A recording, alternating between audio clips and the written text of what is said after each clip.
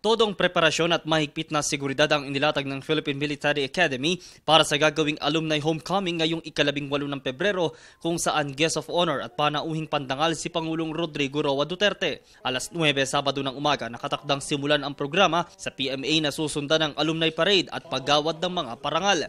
Ayon kay PMA spokesperson Lieutenant Colonel Reynaldo Balido, napakahalagang pagkakataon ito sa buhay ng mga nagsipagtapos sa PMA ang gagawing alumni homecoming. Kasama yun sa preparations natin dahil may mga inaayos pa tayo.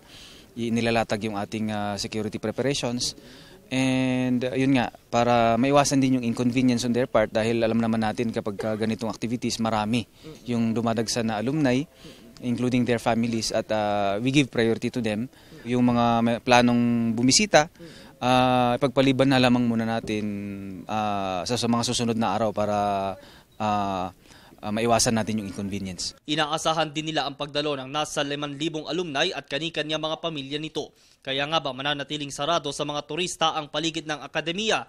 Nagtalaga din ng mga magmamando ng trapiko lalo't magiging limitado ang parking spaces sa loob ng Fort Gregorio H. del Pilar.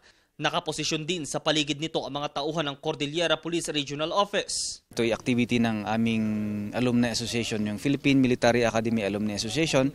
Every year na ginaganap yan, third weekend ng February, wherein nag-gather dito lahat ng graduates ng PMA to reminisce, to rekindle, kung sariwain din yung mga naging karanasan nila nung sila'y kadete, kami kadete, at magsama-sama na magkakaklase at isang organisasyon. Ito ang unang pagkakataong dadaluhan ni Pangulong Duterte ang alumni homecoming matapos ang 2016 elections at matapos ang higit isang dekada. Huling dumalo sa kaparehong pagtitipon si dating Pangulo at ngayon Pampanga Representative Gloria Macapagal Arroyo. Napag-alaman din ng PTV News na si Pangulong Duterte ay adopted member ng PMA Dimasupil Class of 1967 noon pang 1994, kasagsagan ang kanyang panunungkulan bilang Davao City Mayor. Paliwanag ng asosasyon, ito ay dahil sa hindi matatawarang track record ng Pangulo maging ang kontribusyon nito sa lipunan. Host ng 2017 PMA Homecoming ang mga klase na nagtatapos sa 2 at 7. Para sa PTV News, Julius Desamboron, Baguio City.